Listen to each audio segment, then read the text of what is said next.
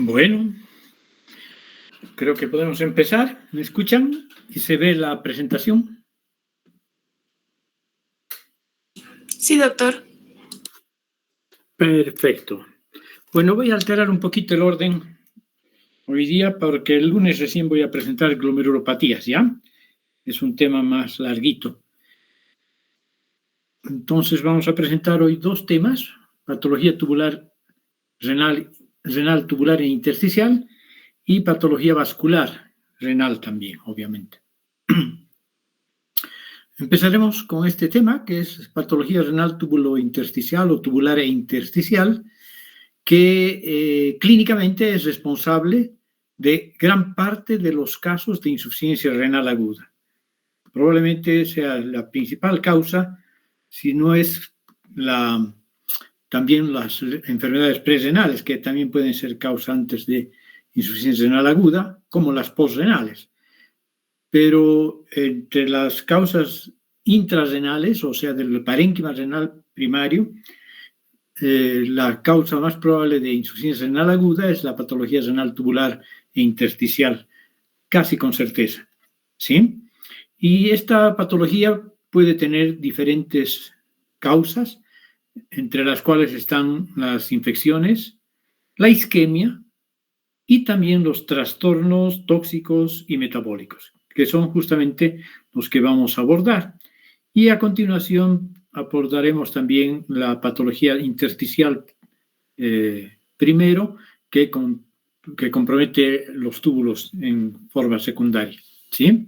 Entonces, justamente hablando de eso, las enfermedades tubulares son lesiones inicialmente isquémicas o tóxicas producidas por cambios isquémicos o tóxicos que conducen eventualmente a la necrosis tubular aguda. Las reacciones inflamatorias de los túbulos y el intersticio conducen a la nefritis tubulointersticial, ¿ya? Entonces, aquí hablamos de tubulitis y la necrosis tubular aguda, y aquí hablamos, cuando ya hay compromiso intersticial concomitante, de la nefritis tubulointersticial. Es muy frecuente que las tubulitis se acompañen posteriormente de nefritis intersticial, y lo mismo, las nefritis intersticiales de inicio pueden posteriormente complicar la patología tubular, ¿no? Pueden complicarse con patología tubular. Pero en principio la mayor causa de lesiones tubulares son isquémicas o tóxicas, y la principal causa de las enfermedades intersticiales son inflamatorias, aunque, como vale la pena repetir, muy frecuentemente se comprometen tanto túbulos como intersticio, ¿sí? Y hablamos de nefritis tubulointersticial. Estas enfermedades van a determinar un deterioro grave, pero potencialmente reversible, de la función del epitelio tubular, causado por isquemia o por lesiones tóxicas, y provocar la insuficiencia renal aguda, ¿sí? Como les decía, la mayoría también comprometen el intersticio.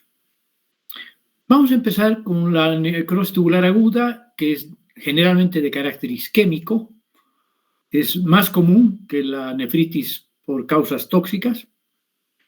Consiste en una rápida disminución o pérdida de la función renal, con progresivo incremento de la creatinina sérica asociada a oliguria. Un signo importante de la isquemia y de la necrosis tubular aguda es la oliguria, y puede también cursar con proteinuria, y está por lo general producida tras una hipovolemia súbita, secundaria, por ejemplo, a hemorragias graves, infarto de miocardio con choque cardiogénico o cualquier tipo de choque en última instancia, ¿sí? Hay una fase oligúrica, algunas no llegan a ser anurias, pero la oliguria es el signo, decíamos, más importante.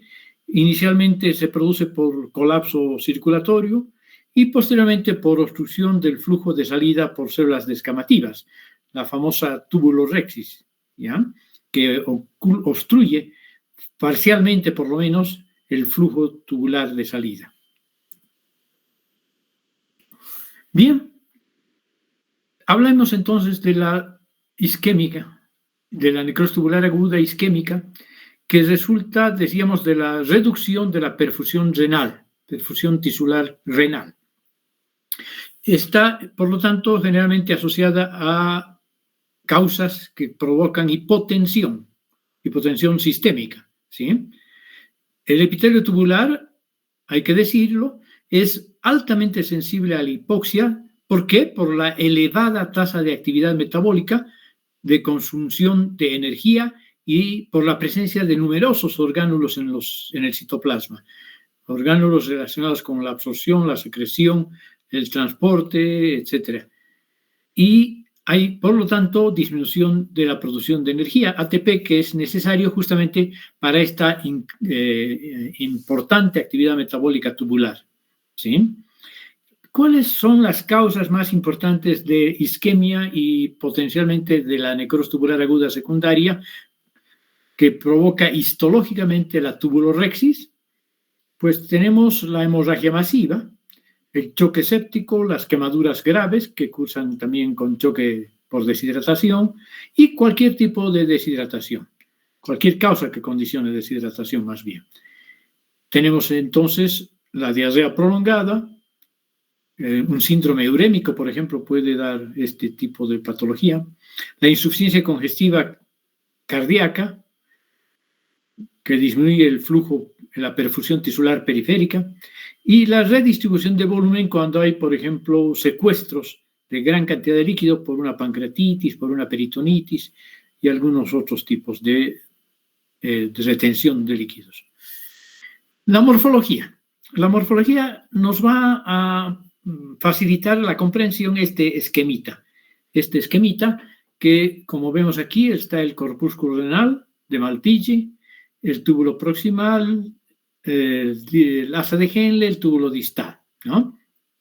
Entonces, en la necrosis tubular aguda de causa isquémica, la lesión es principalmente de esta porción, de esta zona de lesión, ¿ya? Pero no es tan continua como la tóxica, es discontinua, como vemos en este dibujo esquemático, ¿sí? Macroscópicamente, los riñones son grandes, edematosos y pálidos, principalmente en la zona cortical. Hay necrosis segmentaria e irregular de las células tubulares. Esto es lo que se llama daño tubular saltatorio distal más destacado, ¿ya? Más destacado esta porción distal. En la tóxica es más proximal. Hay rotura de la membrana basal, de los túbulos contorneados proximales y distales, sobre todo, y concomitantemente fenómenos regenerativos posteriores, ¿sí? Este proceso de rotura de la membrana basal y de necrosis va a permitir que hayan cilindros hialinos pigmentados y de mioglobina que se meten a la luz tubular y que se expulsan y pueden provocar obstrucción, ¿no? La nefrotóxica es menos frecuente, pero más importante, más grave. Obviamente no hay un solo nefrotóxico, ¿no? Por lo tanto, es un conjunto de entidades donde hay necrosis del epitelio de los túbulos producidos por la ingestión, inhalación o la inyección de sustancias tóxicas de los más diversos orígenes, como por ejemplo lesiones inducidas químicamente, células tubulares preferidas susceptibles como diana para ciertas toxinas por su elevada tasa de actividad metabólica. Otra vez mencionamos la elevada tasa de actividad metabólica y el consumo de energía. Y las toxinas pueden alterar la ruta oxidativa u otra vía metabólica. ¿Cuáles son los principales agentes para esta nefrotoxicidad y posterior necrosis tubular aguda? Pueden ser productos endógenos, pueden ser metales pesados, fármacos y otras toxinas. Entre los productos endógenos, importante es la hemoglobinuria, ¿sí? Por ejemplo, tras la hemólisis, por ejercicio fuerte o por hemólisis posttransfusional. La mioglobinuria por rhabdomiólisis, lesión por aplastamiento, por ejemplo, pero también en los ejercicios exagerados sin estar adiestrado el músculo, ¿no? Metales pesados como plomo, mercurio, cisplatino, que se utilizan como tratamiento. El mercurio es tóxico, ya no se utiliza, el plomo tampoco debe ser utilizado, incluso en cañerías. Los fármacos, como cloroformo y tetracloruro de carbono, son los que más frecuentemente producen estas lesiones. Otras toxinas como paraquat, fenol, etilenglicol y algunos hongos venenosos producen también nefrotoxicidad y potencialmente necrosis tubular aguda. Y como ven en esta fotografía o en este dibujo esquemático primero, la lesión es proximal, continua. Claro que pueden haber otros foquitos discontinuos y hay una característica fundamental que es la vacuolización. Miren, estas células tubulares parecen células en anillo de sello o células adiposas incluso, ¿no? Esto es lo característico entonces de la necrosis tubular aguda por toxinas, ¿sí? La vacuolización del epitelio de los túbulos renales. Clínicamente, la necrosis tubular aguda evoluciona en varias fases. Tiene una fase de inicio, una fase oligúrica, una fase de poliuria, una fase poliúrica final y su posterior restablecimiento. Es importante aquí, la historia natural puede ser significativamente diferente con la participación de la medicina, ¿sí? Una cosa es la historia natural, una necrosis tubular aguda de cualquiera de las causas, isquémica o tóxica. Sin tratamiento médico hay mayor posibilidad de insuficiencia renal duradera y eventualmente crónica, pero con un buen manejo la norma es el restablecimiento, ¿sí? Entonces tenemos una fase de inicio que se caracteriza por la sintomatología que acompaña a la enfermedad de fondo o a la causante de la intoxicación, ¿sí? Luego tenemos la fase oligúrica. ¿Qué pasa en esta fase oligúrica? Que es la característica de la necrosis tubular aguda. El estímulo lascivo produce necrosis tubular renal. Los túbulos renales son obstruidos por células necróticas que se descaman y posteriormente hay reducción secundaria del flujo sanguíneo glomerular y constricción arteriolar. Disminuye el filtrado glomerular. Macroscópicamente los riñones están hinchados, edematosos. El paciente desarrolla insuficiencia renal aguda y la clásica oliguria, que acompaña a esta variedad de insuficiencia renal aguda. Aquí, como les decía, son innecesarias, no solo necesarias, son importantes, y no solo importantes, sino necesarias, las medidas de sostén por la medicina para prevenir la hiperpotasemia y la sobrecarga de líquidos. Pasada la fase oligúrica, viene la fase de poliuria inicial para después ir a la fase de poliuria final. En la fase de poliuria inicial empieza el fenómeno regenerativo.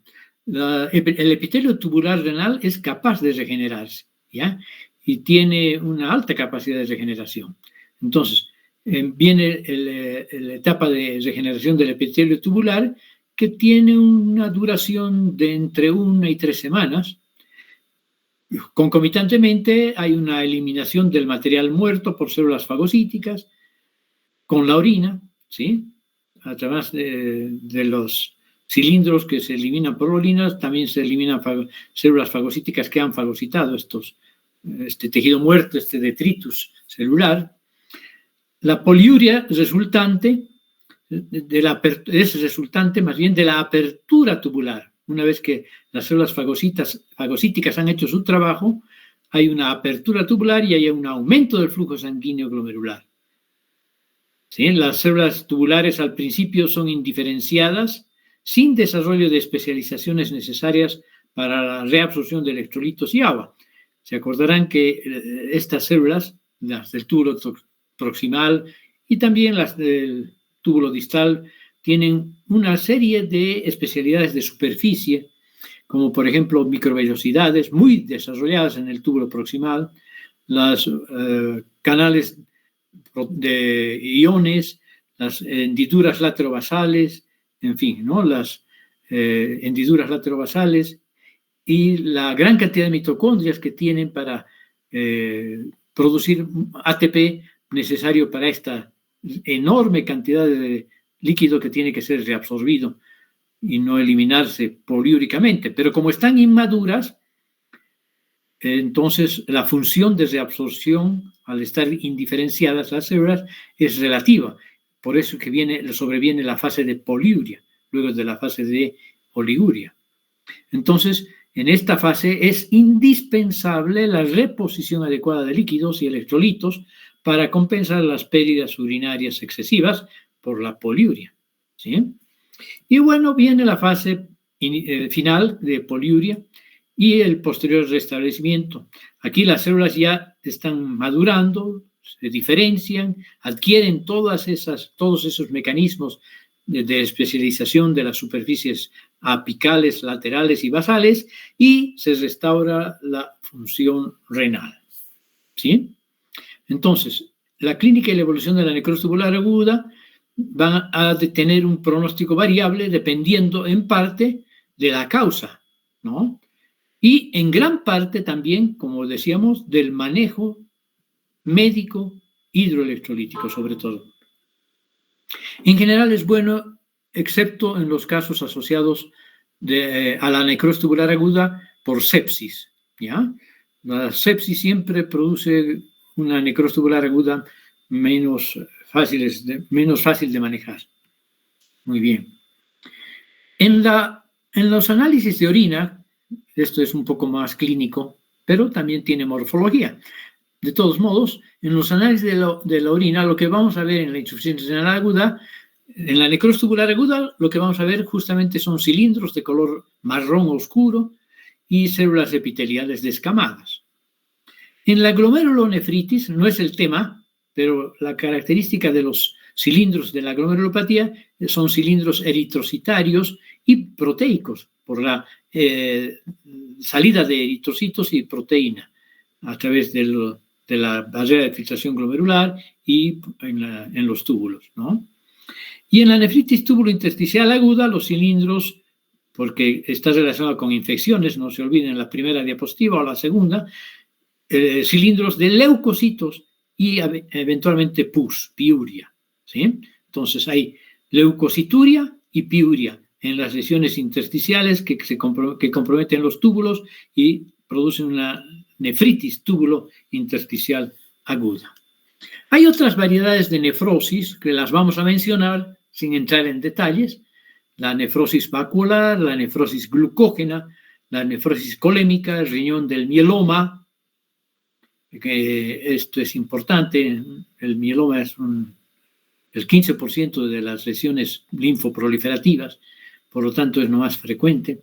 El síndrome de Fanconi y los depósitos de uratos en los riñones, ¿no? Como en la gota y otro tipo de enfermedades postcristales. Bien, tenemos la nefrosis vacular, que hay clásicamente la degeneración vacular y el resultado, la hipopotasemia.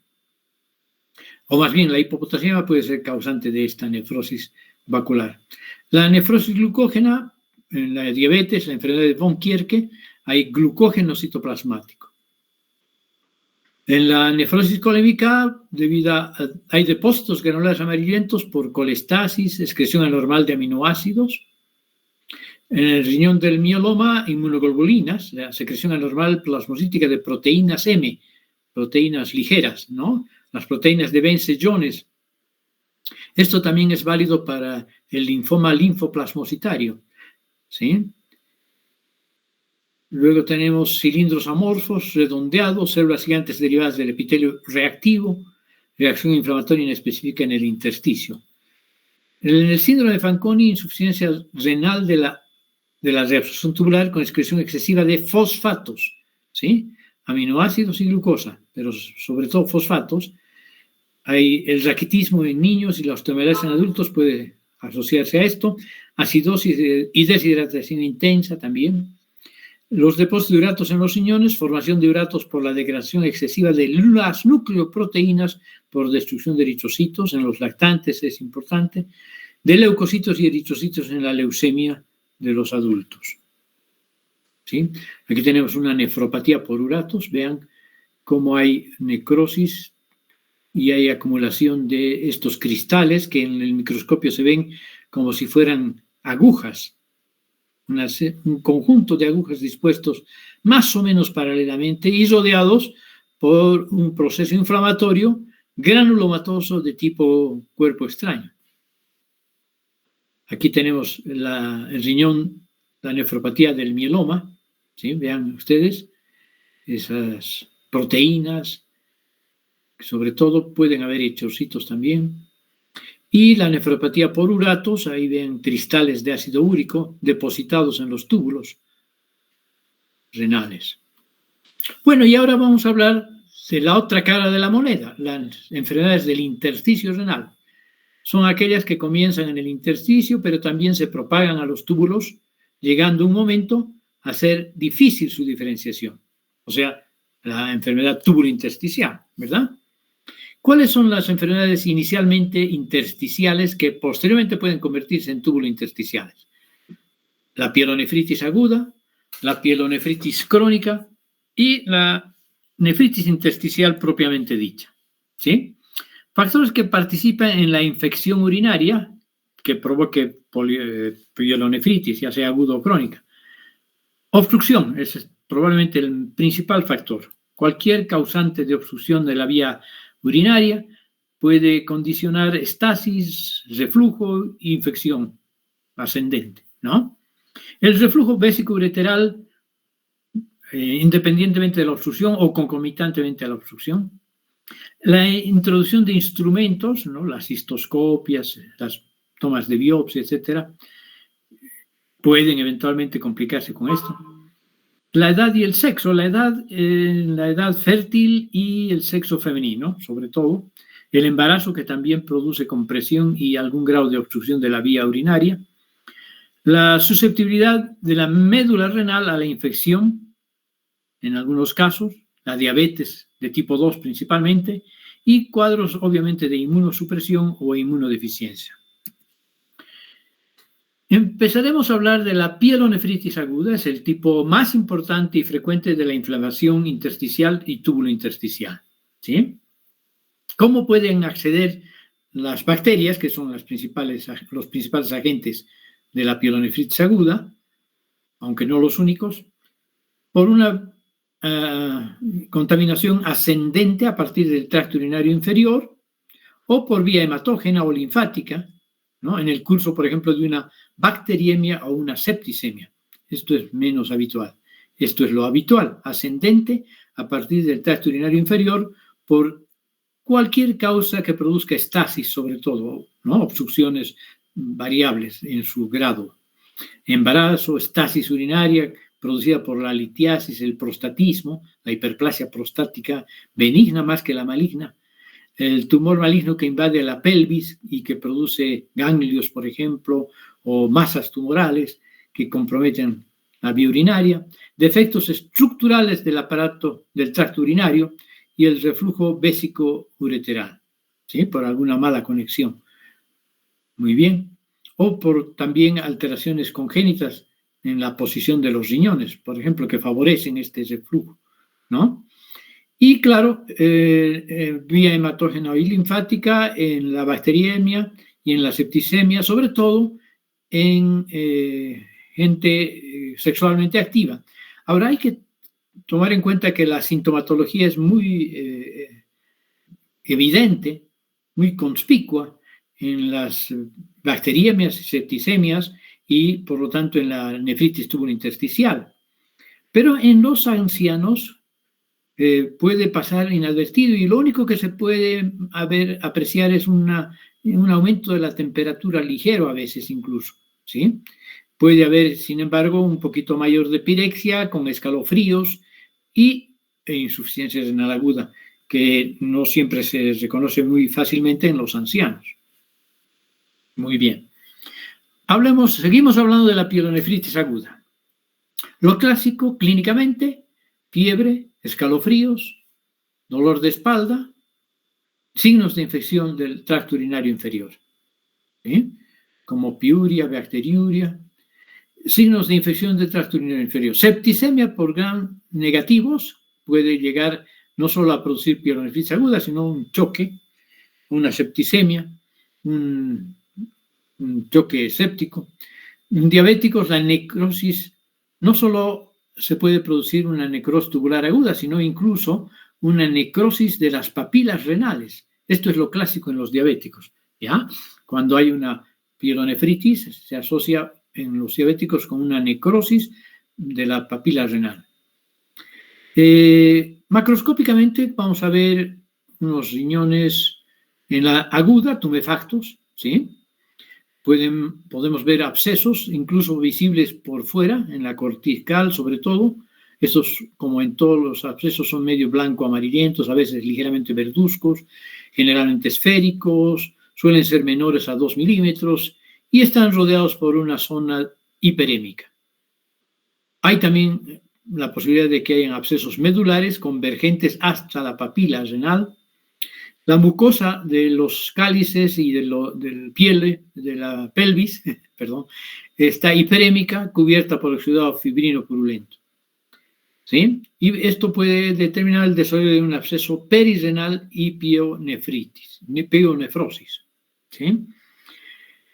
Microscópicamente, un riñón tumefacto infiltrado por neutrófilos polimorfonucleares, edema, tumefacción, cambios reparativos, regenerativos, infiltrados de neutrófilos. Puede haber destrucción de algunos túbulos. Y claro, en la orina lo que va a haber es piuria, bacteriuria. Con un cultivo es la mejor manera de visualizar el agente etiológico particular que está produciendo la pielonefritis. Sin embargo, la mayoría, alrededor del 85% de las pielonefritis agudas, son producidas por E. coli, enteropatógenas sobre todo, pero también pueden ser por otros gérmenes intestinales y eventualmente hongos. ¿Sí? Ahí están los abscesos que mencionábamos macroscópicamente, abscesos no muy grandes, pequeñitos, que no producen pérdida de arquitectura renal mayormente. Histológicamente se ven estas colecciones, estas placas de inflamación aguda en el intersticio, a veces metiéndose a los túbulos. Aquí también tenemos una lesión tubular, y aquí la lesión es principalmente intersticial en el cuadro de arriba, aquí la lesión es principalmente tubular. Por eso es que siempre, no siempre, pero casi siempre hablamos de nefritis tubulointersticial, que acompaña histológicamente a la pielonefritis aguda. A veces no son solo bacterias, sino pueden ser hongos, ¿no? Aquí tenemos un corte de un uréter o de la pelvis renal o de un cáliz mayor, porque ya hay un urotelio, y aquí tenemos esta maraña de hongos. La pielonefritis crónica, que miren, es importante, causante de enfermedad renal crónica. 15% de los casos de enfermedad renal crónica se deben a pielonefritis crónica. ¿Sí? Y como consecuencia el desarrollo de hipertensión de origen renal, hipertensión arterial sistémica de origen renal, agravando la lesión vascular resultante. ¿A qué lesión renal vascular resultante se refiere? A la causada por la hipertensión, ¿no? Puede ser una arteriolosclerosis, por ejemplo. Bueno, esta pielonefritis crónica puede ser igual que la aguda, por reflujo, o puede ser obstructiva crónica, ¿sí? Entre las por reflujo, las causantes más frecuentes, el reflujo vésico-ureteral, episodios repetidos de inflamación, o sea, de pielonefritis aguda, y en causante de obstructiva crónica, episodios repetidos de infección por obstrucción del drenaje pielocalicial, por ejemplo, en las alteraciones anatómicas que hemos descrito en el primer capítulo de riñón, o por cálculos renales, más frecuentes, ¿no? Macroscópicamente, ¿qué vamos a ver en la pielonefritis crónica? Vamos a ver zonas cicatriciales irregulares deprimidas. Esto es interesante, ¿sí? Son como retraídas estas cicatrices, que pueden tener un diámetro mayor que la pielonefritis aguda, los abscesos, de 0,5 a 2 centímetros, sobre los cálices distorsionados en forma de masa. hay una cicatrización fibrosa de la papila renal, y en la micro lo característico son las irregulares de fibrosis e infiltrado inflamatorio mononuclear, ¿ya? Crónico, intersticial, linfocitos, células plasmáticas, macrófagos dominando. Los túbulos pueden estar comprometidos en el curso de esta lesión y son atróficos o dilatados con material amorfo proteináceo, estos cilindros coloides que hacen que los túbulos renales se parezcan a los folículos tiroideos. Se llama también tiroidización de los túbulos renales, ¿no? Que es clásico de la pielonefritis crónica. La fibrosis periglomerular y la hialinización, hasta incluso la hialinización glomerular completa. El análisis de orina y las pruebas de función renal son clásicos. En el análisis de orina puede haber o no piuria, o puede ya no haber piuria, ¿sí? Y la función renal estará en relación al grado de compromiso tubular e intersticial. Y aquí tenemos, vean esas cicatrices deprimidas. En el perfil se puede ver clásicamente que son deprimidas las cicatrices, no tanto de frente, aunque sí se ve como un aspecto geográfico. Estas son las depresiones clásicas de las cicatrices que deja la pielonefritis crónica con algún grado de pérdida de la relación córtico-medular, con fibrosis intersticial, como se ve aquí, estas áreas más blanco-grisáceas, y con dilatación pielocalicial, ¿no? Miren, la pelvis está francamente dilatada, congestiva, incluso con hemorragia, los cálices también. Y aquí está la tiroidización de la que les hablaba, y los parches de inflamación son crónicos, linfocitos, células plasmáticas, aquí se ve con mayor detalle, aquí se ven los parches, algunos glomérulos están francamente hialinizados, otros están solamente con fibrosis periglomerular, otros pueden estar normales, dependiendo de cuán grandes sean estos parches inflamatorios, y aquí se ve que hay linfocitos, células plasmáticas, macrófagos, algunos aislados eosinófilos, en fin, todo el conglomerado, toda la constelación de células inflamatorias, comprometiendo el intersticio, pero también llapa los túbulos. Hay una variedad de pielonefritis granulomatosa crónica, que es la pielonefritis xantogranulomatosa, ¿sí? Que se caracteriza por la presencia de una masa tumoral, hace una verdadera masa tumoral que nos hace casi imposible el diagnóstico imagenológico, incluso miren ustedes, macroscópico, como si les muestro yo un carcinoma de células renales o un oncocítico, como en este caso, así medio marrón, juraríamos que es una neoplasia, pero no, es una pielonefritis xantogranulomatosa. Y si la vemos al microscopio, vemos que todo este nódulo tumoral inflamatorio está formado por macrófagos y fibroblastos. Y estos macrófagos son típicamente de amplio citoplasma espumoso. No sé si logran ver. ¿Sí? Esta es la clásica inflamación que se conoce como variedad xantogranulomatosa. ¿Sí? Hay unas nefritis intersticiales también producidas por fármacos y agentes tóxicos y no causadas por infecciones bacterianas piógenas. ¿Sí? Son secundarias a infecciones microbianas sistémicas no supuradas, el abuso de analgésicos y la famosa nefritis de los Balcanes. ¿Sí? Entre las no bacterianas piógenas tenemos la fiebre tifoidea, difteria, clostridios, la sífilis, la enfermedad de Weil. Los analgésicos que más frecuentemente dañan los túbulos y producen necrosis tubular aguda o necrosis incluso papilar, como en la diabetes, la aspirina y la fenacetina. Y peor aún, esta combinación de aspirina más fenacetina, que ya está proscrita. ¿Sí? Y la nefritis intersticial de los Balcanes, que es idiopática, no se sabe la causa, probablemente se deba a hongos, residuos minerales, factores alimentarios o incluso predisposición genética. Esta es una imagen de una pielonefritis crónica, pero que además tiene una necrosis papilar, necrosis de las papilas como en los diabéticos hemos dicho, o como en algunos casos del abuso de analgésicos, aspirina y fenacetina, pueden producir no solo pielonefritis o nefritis intersticial, sino también necrosis papilar. ¿Sí? Las dos causas más frecuentes probablemente de necrosis de las papilas renales, que son la diabetes mellitus y el abuso de analgésicos. Seguimos hablando entonces ahora un poco más de teoría.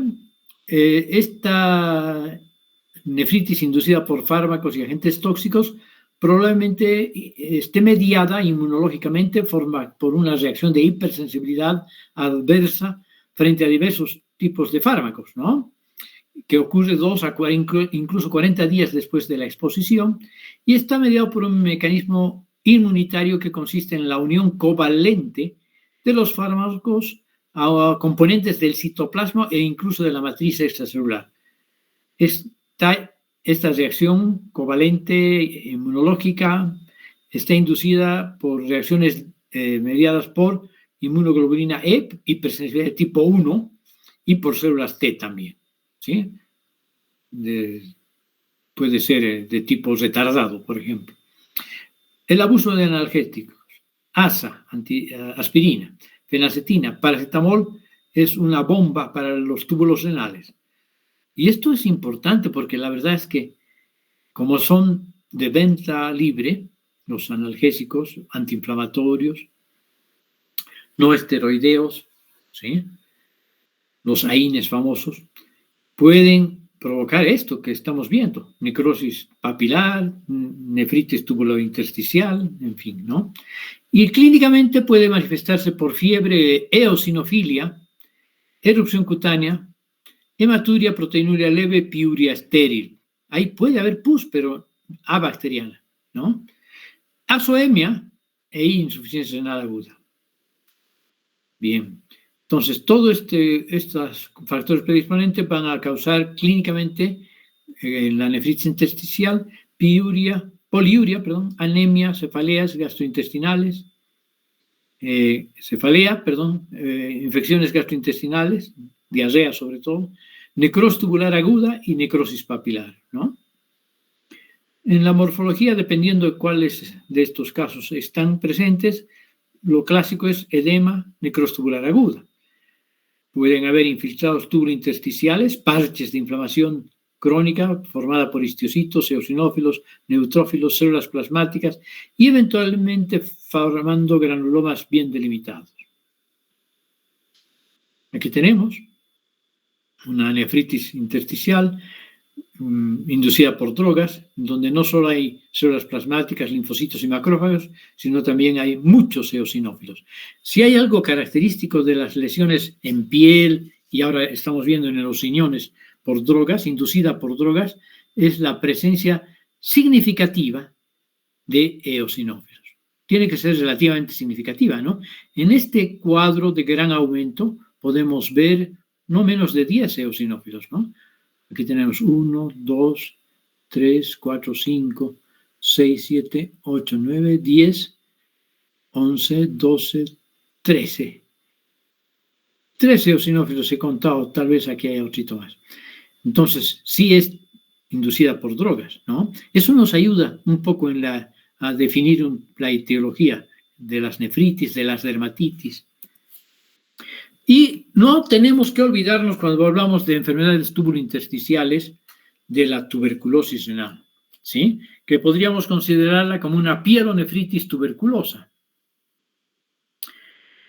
Infección inicialmente renal, pero meses o años después progresa, se abre al sistema pielocalicial y libera bacilos en el tracto urinario inferior, causando, además de la pielonefritis, una uretritis, una cistitis, una prostatitis, una orquiepididimitis, que no sé por qué, pero tiene mucha predilección por este territorio, la tuberculosis, destrucción córtico-medular e insuficiencia renal crónica. Hay una variedad crónica, diríamos, de pielonefritis tuberculosa, y hay una variedad más importante, rápidamente progresiva, de la tuberculosis miliar, que con la vacunación en los recién nacidos cada vez es menos frecuente, por suerte. Como les decía, es rápidamente progresiva, puede atacar el riñón, que además del riñón, múltiples órganos comprometidos. En la tuberculosis miliar, esa es la regla más bien, no solo está comprometido el riñón. El paciente puede morir antes de que los granulomas se desarrollen incluso y contengan gran cantidad de material gaseoso. Aquí tenemos justamente los granulomas clásicos de la tuberculosis, son granulomas bien puestos, bien organizados, de células epitelioides, con células gigantes multinucleadas de tipo Langhans, con sus núcleos múltiples en herradura, rodeados por fibroblastos y una camada de linfocitos. Este es el clásico granuloma tuberculoso, mejor si hay necrosis, ¿no? En los granulomas no muy grandes puede que no haya necrosis, pero en los granulomas grandes, vean ustedes, la zona central, típicamente con una necrosis que los histólogos llamamos granular acidófila, una necrosis granular acidófila, que es una mezcla de necrosis colicoactiva y coagulativa, ¿no? Y caseificante además. Bueno, aquí tenemos otra zona de necrosis, las células epitelioides rodeando esta zona de necrosis, formando los verdaderos granulomas, y aquí el manto de fibro linfocitario. Y con una tinción de Ziel-Nielsen podemos advertir la presencia del agente etiológico, ¿no? Es bien cuando podemos diagnosticar histológicamente esto. Los bacilitos de Koch que se tiñen que son ácido alcohol resistentes y se tiñen de color magenta, ese rojito especial, ¿sí? Son bacilos cortos. Aquí tenemos múltiples bacilos cortos. Muy bien, son las 20:42.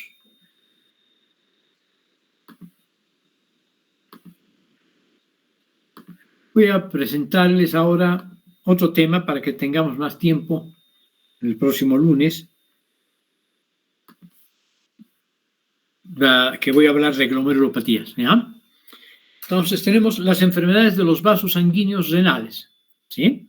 Son enfermedades preglomerulares, puede ser por estenosis de la arteria renal. ¿Cuáles son en realidad las enfermedades de los vasos sanguíneos renales?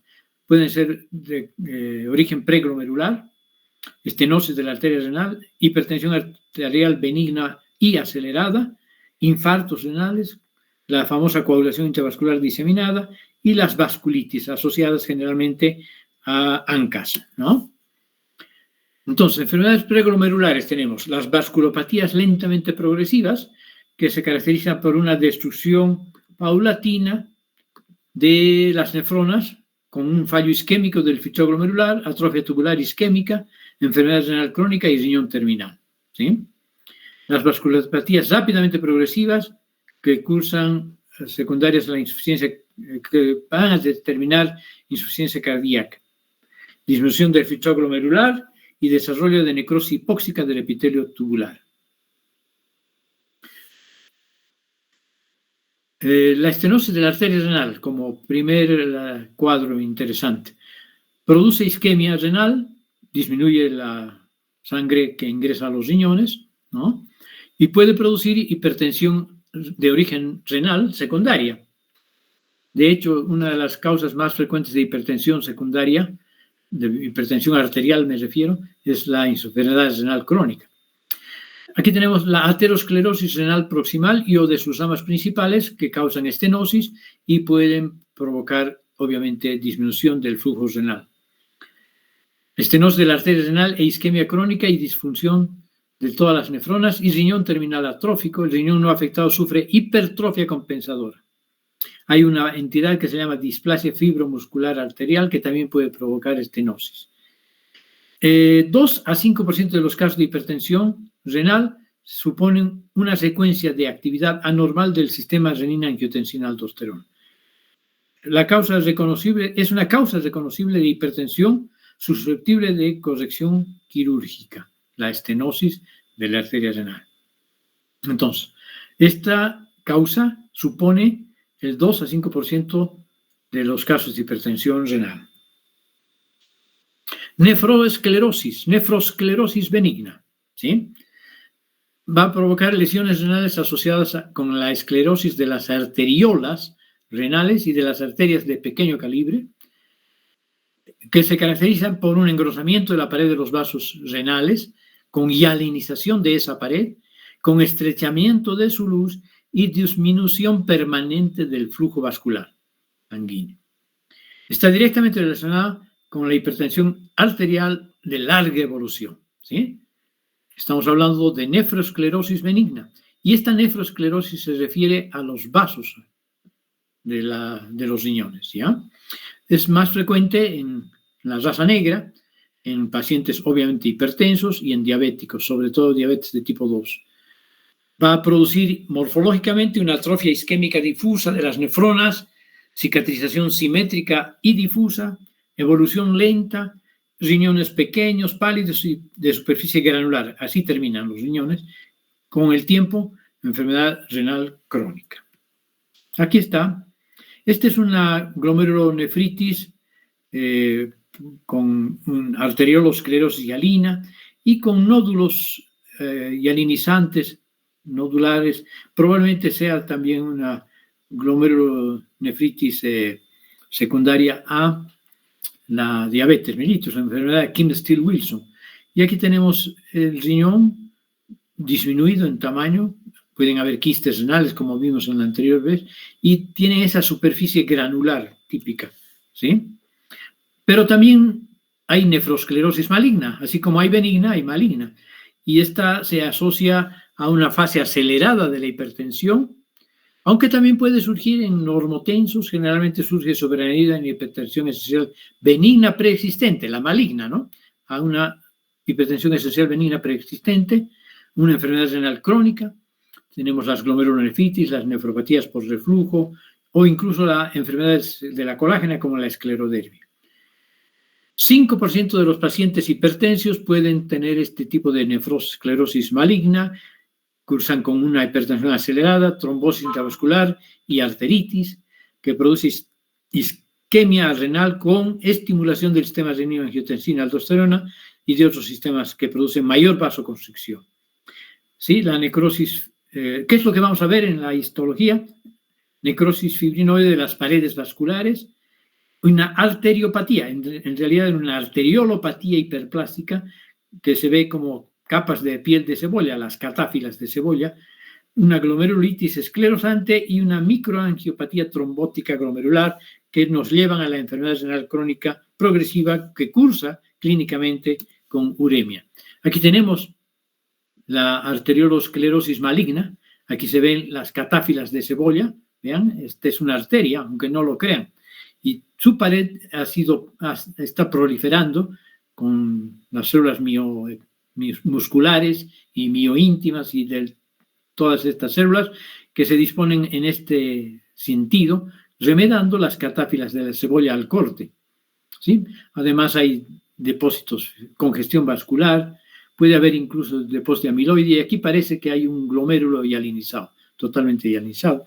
Y aquí tenemos otro vasito, varios vasos congestivos, pero este del medio, en el seno de un intersticio inflamado edematoso, este vaso, aunque ustedes no lo crean, esta es una pared del vaso y esta es la luz. Y esta pared está con la famosa necrosis fibrinoide, ¿sí? Luego tenemos la microangiopatía trombótica.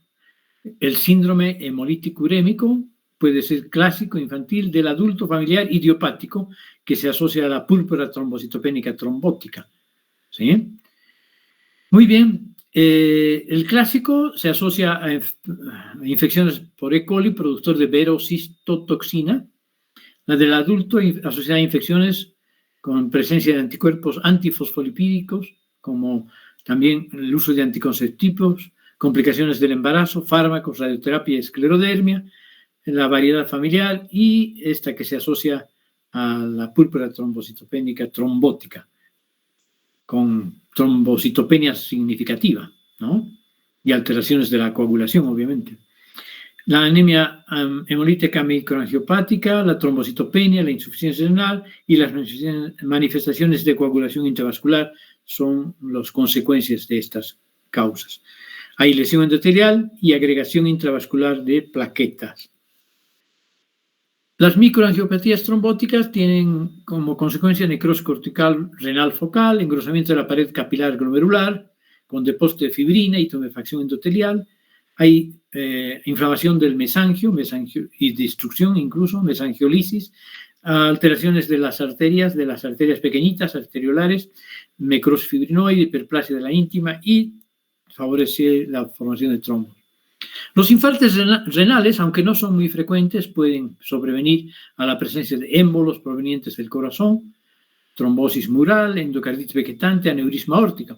Cuando ese tromboémbolo que viene del corazón esté infectado, puede producir una secundaria a una endocarditis bacteriana, puede producir un infarto renal infectado, ¿no?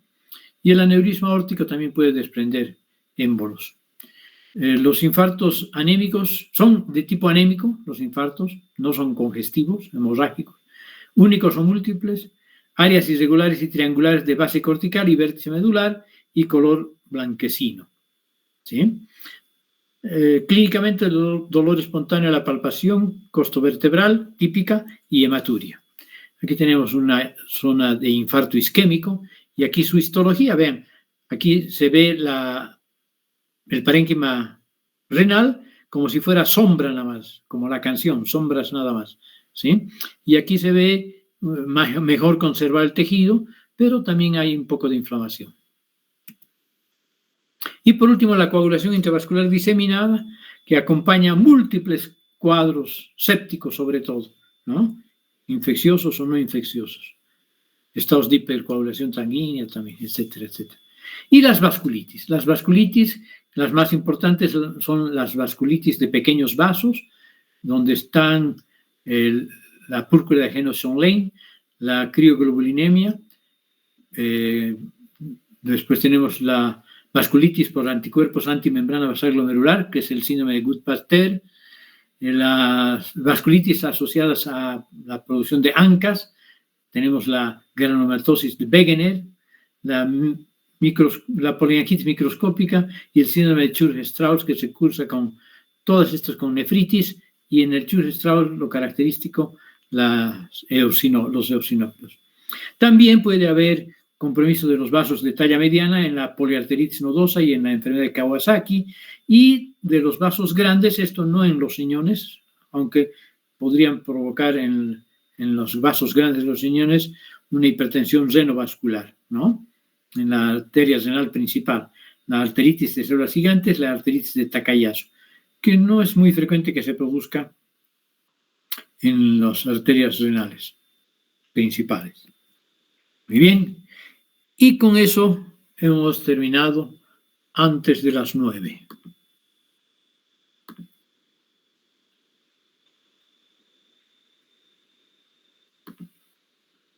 Bien. Ok, entonces